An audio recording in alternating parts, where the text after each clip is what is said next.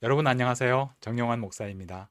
여러분들과 함께 KPCM 유튜브 성경 공부 요한계시록을 함께 공부하고 있습니다. 오늘 두 번째 강의에 와주셔서 정말 감사합니다. 지난 시간에 우리는 요한계시록이 어렵고 비밀스럽고 신비롭기만 한 그런 책이 아니라 하나님께서 예수님을 통해서 또 요한을 통해서 우리에게 주시는 계시의 말씀, 예언의 말씀이고 그것이 우리에게 편지로 주어졌기 때문에 우리가 읽고 이해할 수 있는 말씀이다라는 그런 이야기로 첫 번째 강의를 말씀을 드렸습니다. 오늘 두 번째 강의를 시작하기 전에 여러분들께 한번 소개드리고 싶은 것은 여러분들이 성경을 읽으실 때, 특별히 요한계시록을 읽으실 때 어렵게 느껴지는 이유 중에 하나는 우리가 가지고 있는 성경 번역이 또 딱딱하고 또 이해하기 어려운 그런 점도 있습니다. 그래서 여러분들에게 한번 소개 드리고 싶은 것은요. 이 화면은 어떤 기독교 서점 광고를 제가 가지고 왔는데요. 최근에 새로 번역된 우리말 성경들이 많이 있습니다. 제가 특별히 여러분들에게 소개하고 싶은 번역은 오른쪽 위에 있는 새 번역 성경. 이 성경들 중에서 대한성서공회에서 번역한 권위 있는 공신력 있는 그런 번역입니다. 그 외에도 쉬운 성경 아가페에서 번역한 쉬운 성경, 또 두란노에서 번역한 우리말 성경, 이런 번역들이 참 좋은 번역들입니다. 옆에 있는 현대인의 성경, 이런 성경은 영어 리빙 바이블을 다시 한국말로 번역한 그런 성경이라고 여러분들이 보시면 되겠습니다. 이런 성경들을 여러분들이 구입하셔서 읽어 나가시면 이 성경의 흐름을 이해하는데 큰 도움이 될 것이라고 생각합니다.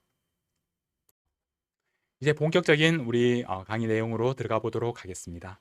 지난 시간에는 요한이 일곱 교회에 보내는 편지 내용이었기 때문에 우리가 좀 비교적 이해하고 따라가기가 쉬웠지만 오늘은 우리가 잘 알지 못하는 그런 내용들이 나오고 있습니다. 4장 1절에 어떻게 시작하느냐 하면 이 일 후에 내가 보니 하늘에 열린 문이 있습니다. 하늘이 있는데 거기에 열린 문이 있어서 요한이 그쪽으로 올라가는 것입니다. 다시 말하면 우리가 이 땅에서 보지 못하는 것, 그것을 요한이 하늘에 올라가서 보고 있다는 것입니다. 그러니까 이것이 쉬울 수가 없습니다. 우리가 이 땅에서 보는 것은 우리가 이해할 수 있지만 하늘에 있는 것을 우리가 어떻게 이해하겠습니까? 근데 요한이 하늘에 올라가서 그것을 보고 우리에게 전해주기 때문에 우리는 좀 잘 이해하기 어려운 그런 경우들이 있는 겁니다. 그러나 다르게 생각하면 이 말씀이 얼마나 우리에게 귀한 말씀인지를 다시 한번 생각하게 합니다. 우리가 이 땅에서 우리의 눈으로 보지 못하는 새로운 것, 하늘에 계시는 하나님이 계신 그곳을 요한이 직접 보고 우리에게 말씀을 전해주고 있기 때문에 우리가 이 말씀을 깊이 묵상하고 또 공부하면 정말 우리가 이 땅에서 우리의 눈으로 보지 못하던 새로운 현실을 보게 되고, 그래서 우리가 이 땅을 살아가면서도 지금까지와는 완전히 다른 시각으로, 그런 관점으로 세상을 바라보면서 살아갈 수가 있기 때문에 그렇습니다. 그래서 이 말씀이 얼마나 소중한 말씀인지 모릅니다. 요한계시록에서 하늘이 열리는 것은 요한이 처음에 하늘로 올라갈 때 하늘에 열린 문을 보았는데 그것이 끝이 아닙니다. 요한계시록의 제일 마지막 부분에 보면 하늘이 또 열립니다. 19장 11절에 보면 내가 하늘이 열린 것을 보니, 자, 이번에는 이 하늘, 열린 하늘로 하늘에서 누군가가 내려옵니다.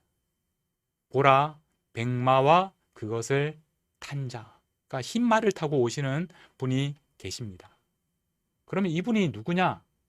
설명하기를 여러 가지로 설명을 하는데 결정적으로 우리가 이분이 누구신지 알 수 있게 되는데 16절에 보면 그 옷과 그 다리에 이름을 쓴 것이 있으니 만왕의 왕이요 만주의 주라. 여러분, 이분이 누구십니까? 그렇죠. 바로 예수님이십니다.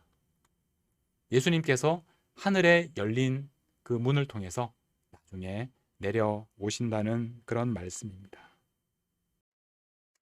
여러분, 하늘이 열린다는 것은 굉장한 일입니다.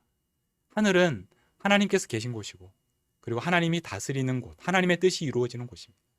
그러나 우리가 살고 있는 이 땅은 그렇지 않습니다. 우리가 살고 있는 이 땅에서는 여전히 죄와 죽음과 고통이 있는 그런 곳에서 우리는 살아가고 있습니다.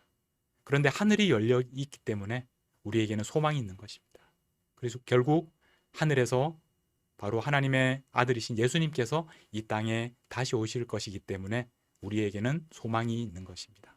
이제 요한이 그 하늘로 올라가서 우리가 이 땅에서는 보지 못했던 무엇을 보고 또 우리에게 무엇을 전해주는지 한번 계속해서 들어보도록 하겠습니다.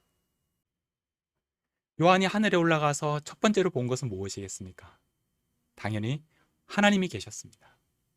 4장 2절에 보면 보라, 하늘에 보좌를 베풀었고 그 보좌 위에 앉으신 이가 있습니다.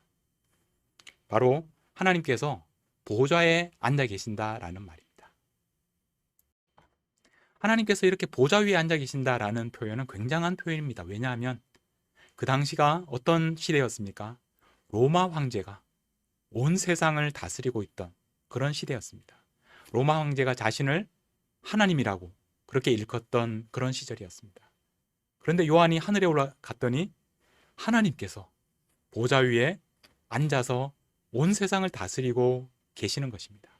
땅에 있을 때는 로마 황제가 모든 세상을 다스리는 것처럼 보였는데 하늘에 올라가 보니까 그게 아니라는 것을 알게 된 것입니다. 하나님께서 세상을 다스리고 계십니다.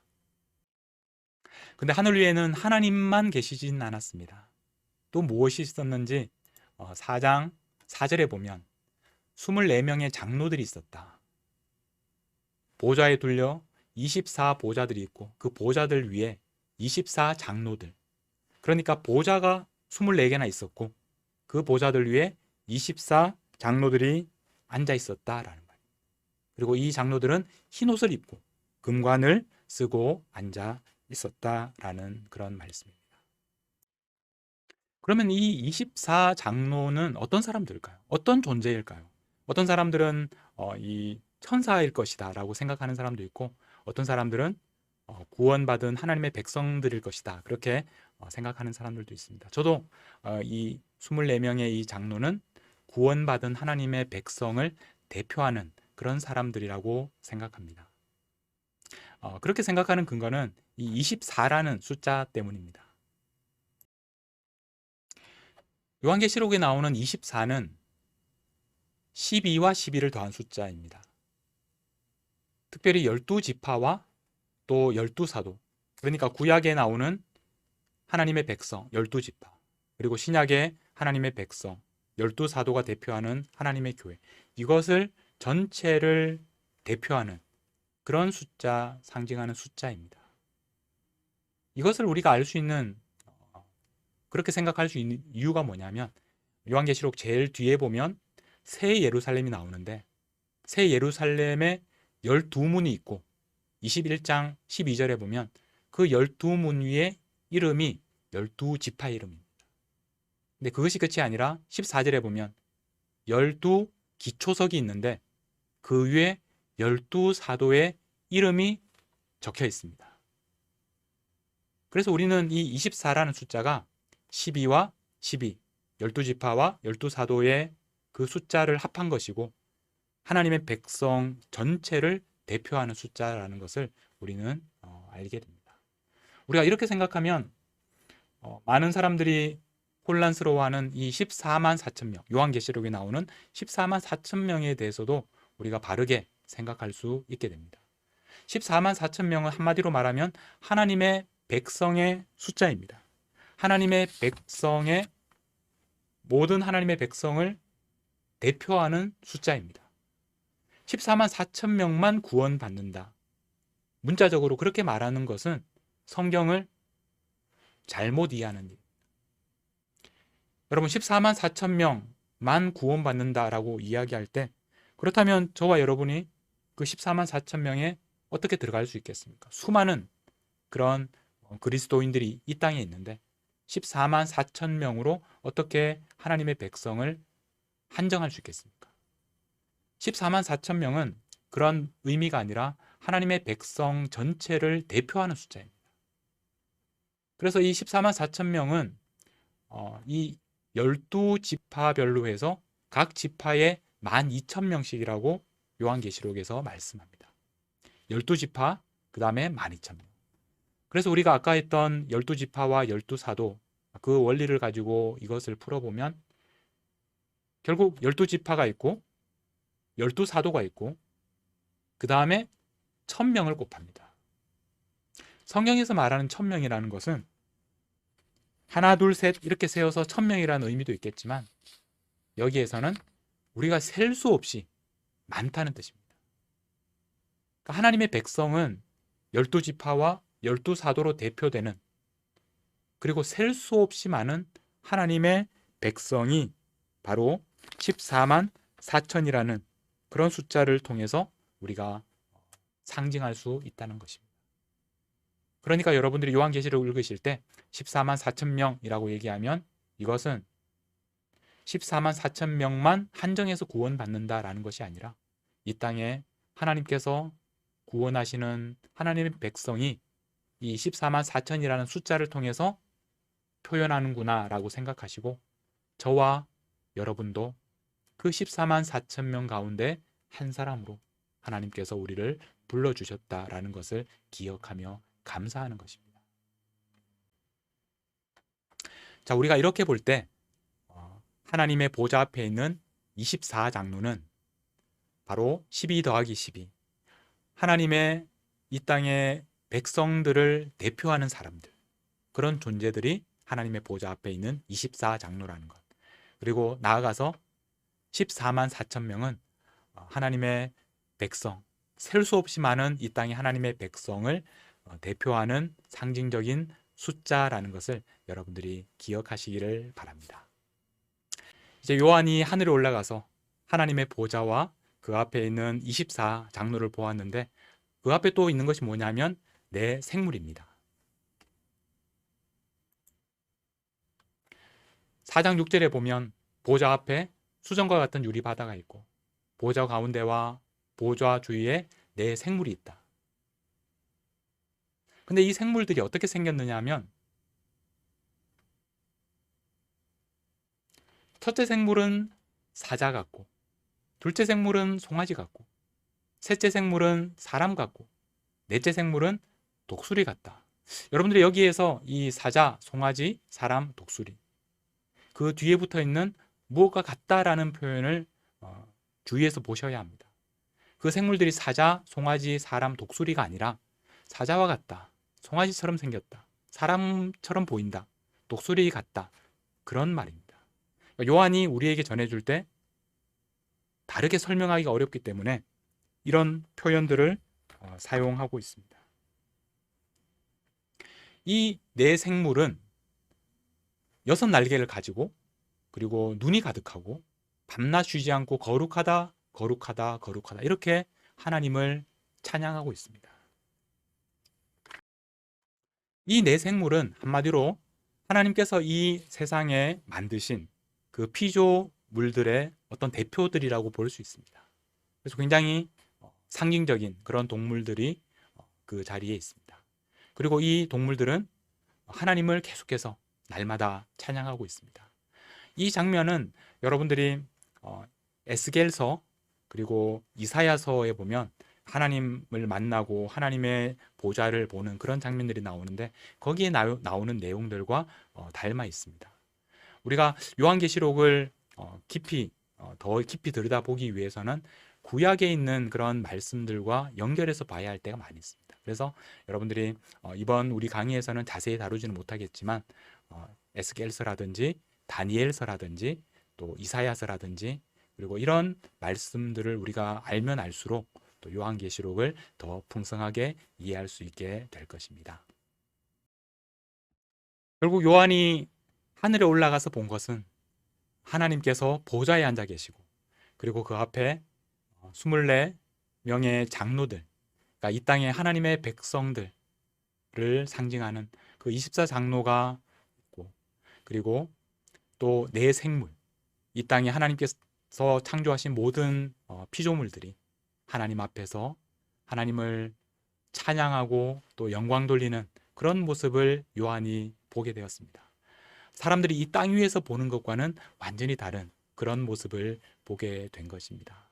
우리도 눈을 들어서 정말 하늘에서 지금도 이런 일이 일어나고 있다는 것과 하나님께서 온 세상을 다스리고 계신다는 것을 우리가 이 말씀을 통해서 함께 고백할 수 있게 되는 것입니다.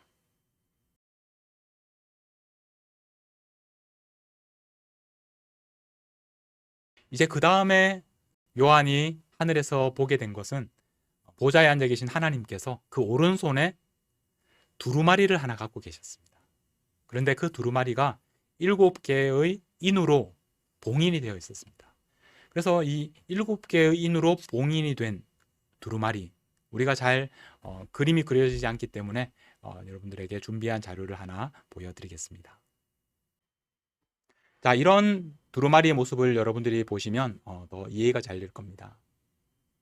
두루마리가 있으면 그것을 말아서 실로 묶은 다음에 그 위에 도장을 찍습니다. 그리고 이 인은 아무나 풀 수가 없습니다. 자격이 없는 그런 사람은 풀 수가 없는 것이 바로 인입니다.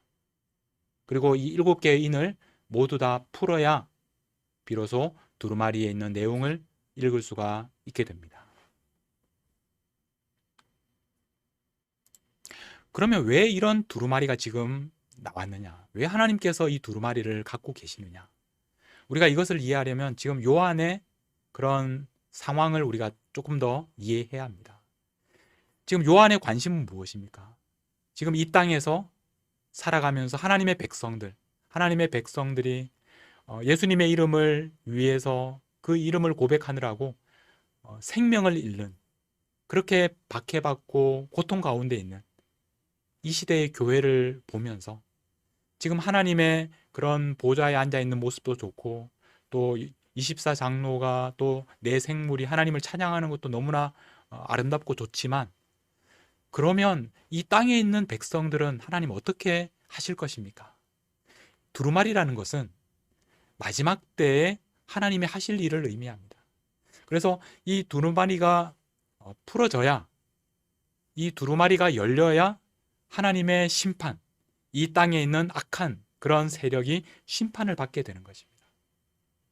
그런데 문제는 이 7인을 누군가 떼야 되는데 그런 그 사람이 없다는 것입니다. 그래서 계시록 말씀을 읽어보면 요한이 너무나 힘들어서, 너무나 고통스러워서 울었습니다.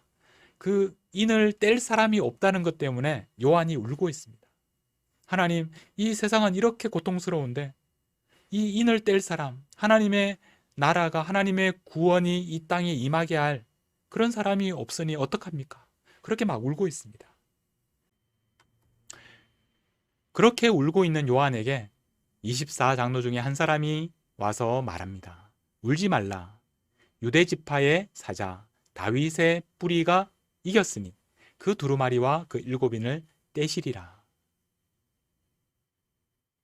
누가 이겼다는 것입니까? 누가 7인을 뗄 수 있다는 말입니까?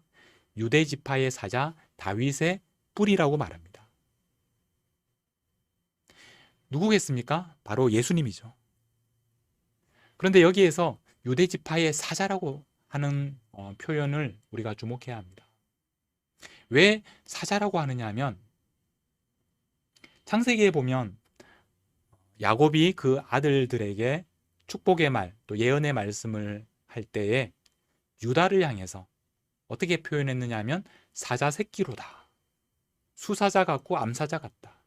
그래서 이 사자는 유다를 대표하는 상징이 됩니다. 그래서 다시 5장 5절로 가면 유대 지파의 사자, 그래서 사자가 나오는 겁니다. 다윗의 자손이신 이 땅의 메시아로 오신 예수님께서 그 7인을 떼실 수 있다. 그렇게 말씀을 합니다. 자, 그래서 이 말씀을 듣고 얼마나 위로가 되었겠습니까? 자, 그런데 여기에서 반전이 있습니다. 그 다음에 나오는 5장 6절 말씀을 보면, 내가 또 보니 보좌와 내 생물과 장로들 사이에 한 어린 양이 서 있습니다. 조금 전에는 유대 지파의 사자, 그래서 이제 뭔가 이렇게 힘있고 용맹하고 강력한 존재가 와서 우리를 구원할 것 같은데, 그런데 알고 보니까 어린 양입니다. 너무나 연약한, 그것도 일찍이 죽임을 당한 그 어린 양이 그 가운데 서 있습니다. 바로 그 어린 양이 7인을 뗄 수 있는 분이다 라고 말씀합니다. 그분이 바로 이긴 분이다 라고 말씀을 합니다. 여러분, 예수님은 우리를 구원하실 때 사자와 같이 능력으로, 용맹한 방법으로 그렇게 구원하지 않으셨습니다. 예수님은 이 땅에 너무나 연약한 어린 양으로 오셔서 죽임을 당하셨습니다. 그 죽임 당하심으로 말미암아 예수님께서 우리를 구원하시고 이 세상을 이기셨습니다. 그것이 바로 예수님의 방법이었습니다. 이제 그 예수님께서 7인을 뗄 수 있게 되었습니다.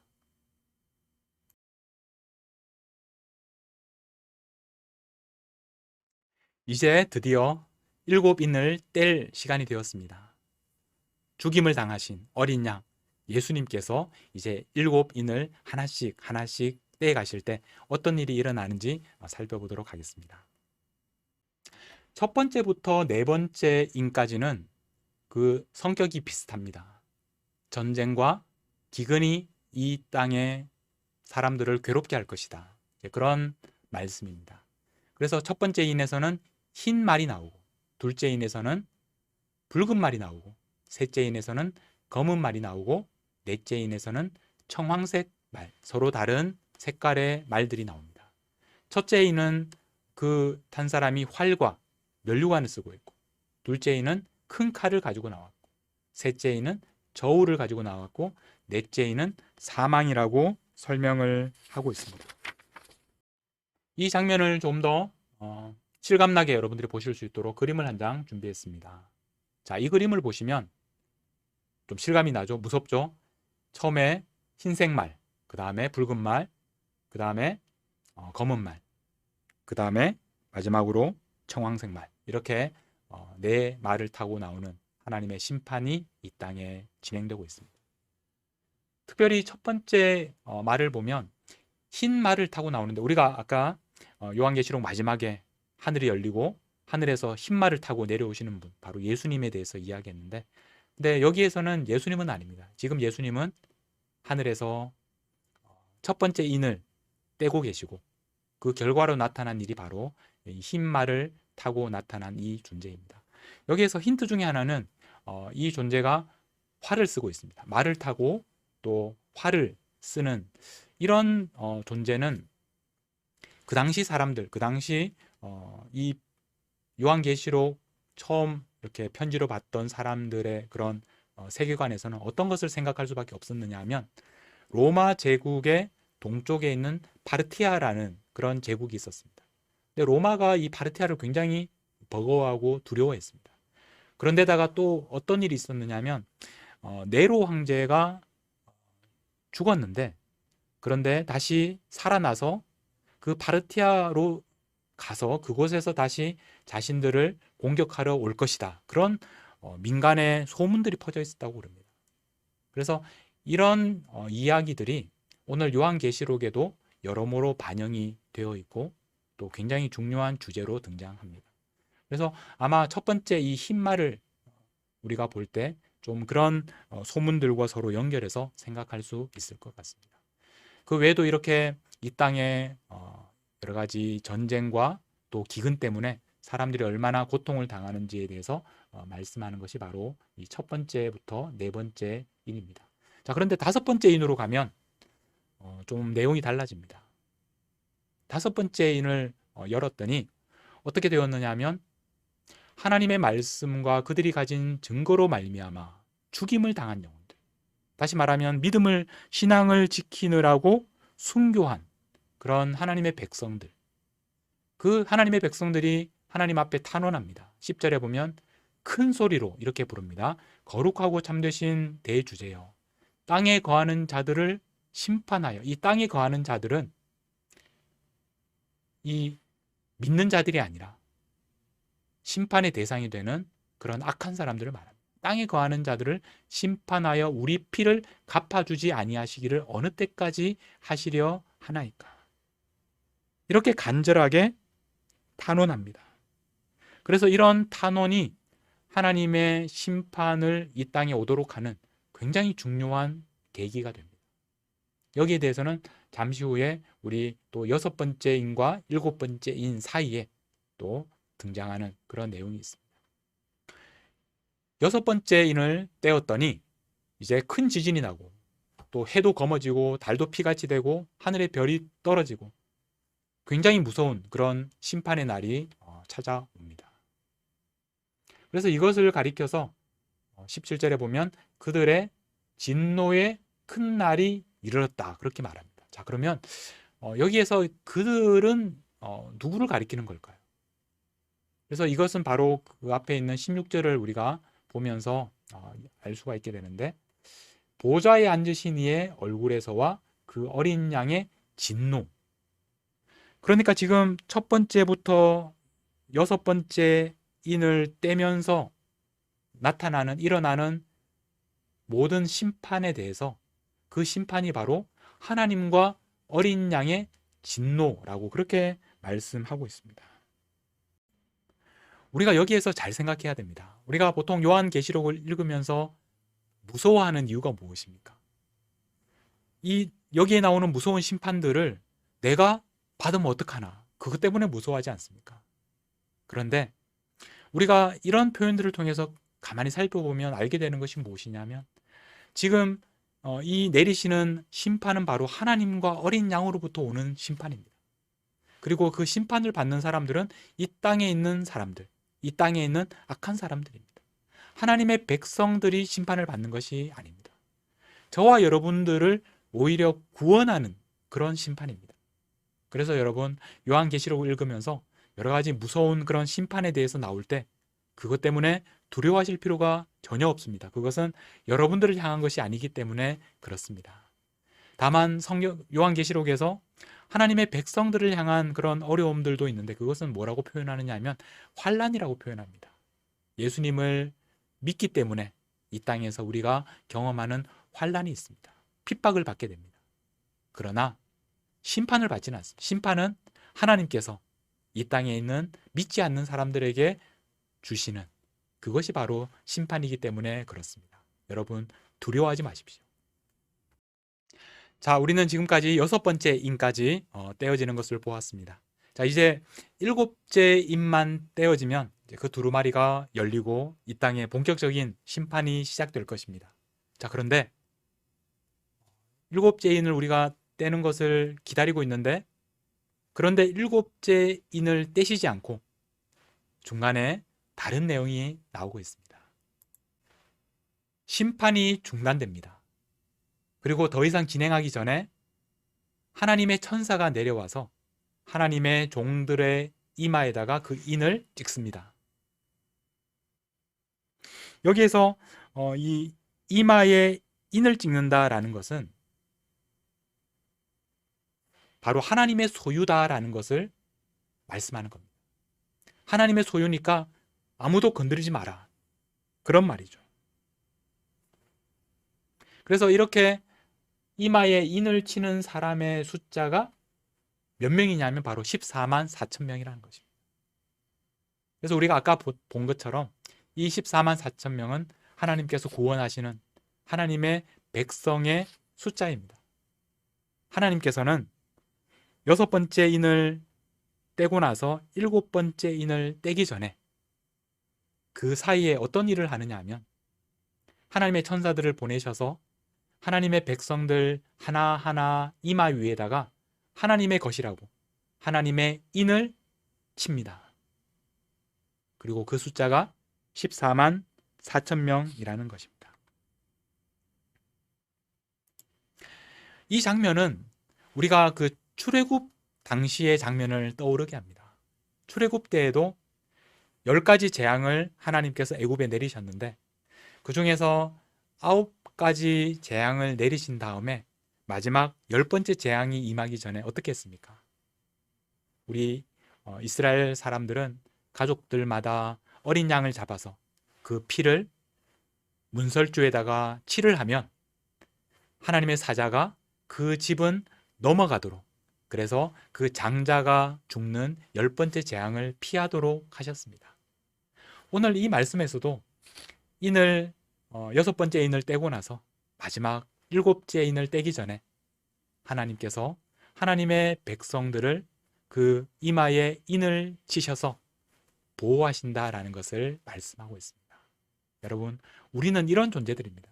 하나님께서는 이 심판 가운데 우리를 버려두지 않으시고 우리를 하나님의 것이라고, 하나님의 소유라고 말씀해 주시고 인쳐 주시고, 그래서 우리를 구원하시는 하나님이십니다.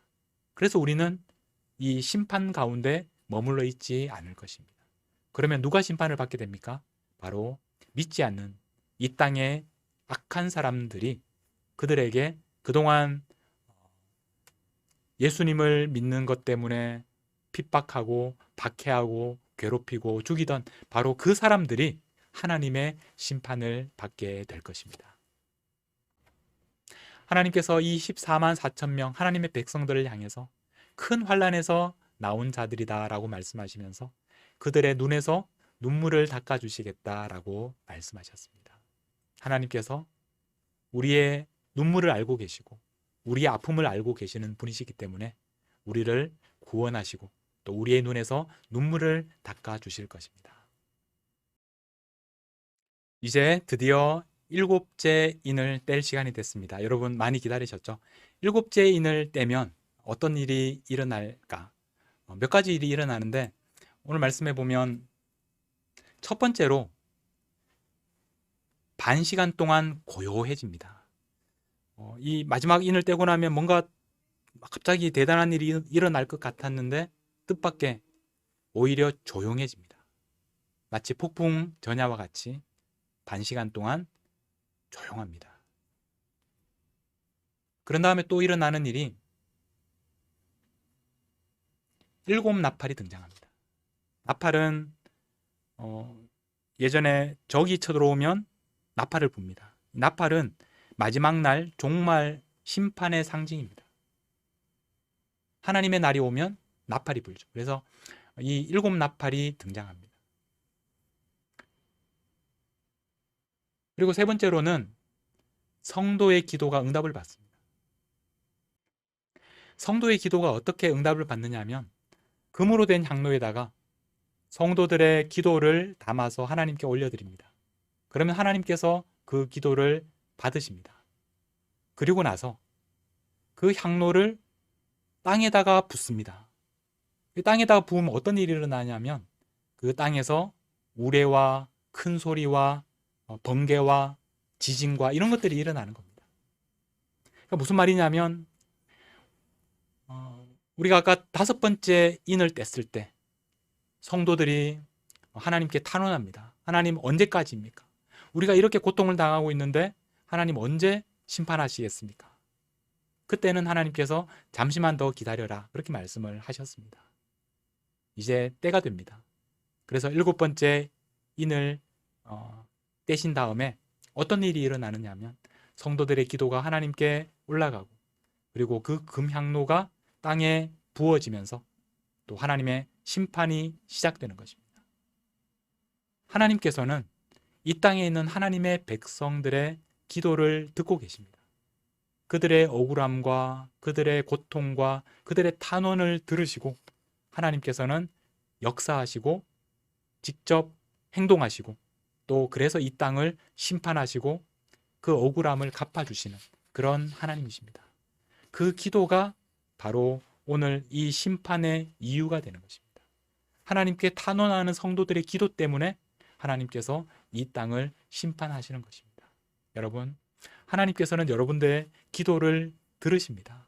여러분들이 어떤 상황인지, 얼마나 또 고통스러운지, 얼마나 힘든 일을 겪고 있는지 하나님께서는 알고 계십니다. 그리고 하나님께서는 역사하시는 분이십니다. 이제 일곱째 인이 떼어지고 본격적으로 일곱 나팔이 등장하고 하나님의 심판이 시작됩니다. 일곱 나팔의 심판. 그 다음에 이어지는 또 일곱 대접의 심판이 계속됩니다. 여러분들과 함께 다음 주 이 시간에는 일곱 나팔의 그런 내용들을 함께 공부해 보겠습니다. 성경으로는 8장에서 11장까지가 해당이 됩니다. 그 부분을 여러분들이 미리 읽어오시면 되겠습니다. 여러분, 오늘 일곱 인을 우리가 함께 공부하면서 요한이 하늘에 올라가서 이 땅에서 보지 못하던 것, 하나님의 보좌를 보고 또 24 장로와 또 네 생물이 함께 하나님을 찬양하는, 온 이 세상 만물이 하나님을 찬양하고 영광 돌리는 그런 장면을 우리가 함께 보았습니다. 그것이 바로 우리가 이 땅에서는 지금은 볼 수 없지만 그러나 하늘에서 지금도 일어나고 있는 일입니다. 우리가 그것을 늘 기억하면서 이 땅에서도 하나님께서 유일한 우리의 하나님이심을 우리가 늘 기억하면서 그분만을 섬기며 이 땅을 하루하루 살아가시는 우리 모든 성도님들이 되시기를 바랍니다. 그리고 일곱 인을 떼어가는 그런 과정들, 바로 예수님께서 일곱 인을 떼시는 어린 양 예수님, 우리를 위해서 죽으신 그 예수님 때문에 바로 이런 하나님의 나라가 이루어져 가는 것을 우리가 믿음으로 바라볼 수 있으면 좋겠습니다. 우리 다음 시간에 또 계속해서 함께 공부하도록 하겠습니다. 제가 기도하고 오늘 공부를 마치겠습니다. 하나님 아버지, 우리에게 하늘에 있는 놀라운 광경을 요한을 통해서 보게 하셔서 감사합니다. 온 세상을 다스리는 분이 하나님이신 것을 우리가 잊지 않게 하여 주옵소서. 우리가 살아가는 이 세상에서 하나님 아닌 것을 섬기지 않게 하시고 또 오직 하나님을 위하여 죽도록 충성하는 저희들이 되게 하여 주시옵소서. 예수님께서 우리를 위하여 이 땅에 오셔서 십자가에서 죽으시고 또 일곱 인을 떼기 합당하신 어린 양이 되신 것을 감사합니다. 지금도 이 땅에서 부르짖는 하나님의 백성들의 기도를 들어주시옵소서. 하나님의 뜻이, 하나님의 나라가 속히 이 땅에 이루어지게 하여 주시옵소서. 14만 4천 명 하나님의 백성으로 저희를 불러주시고 또 장차 올 심판으로부터 저희들을 지켜주심을 감사드립니다. 이 모든 말씀을 다시 오실 우리 주 예수 그리스도의 이름으로 기도하옵나이다. 아멘.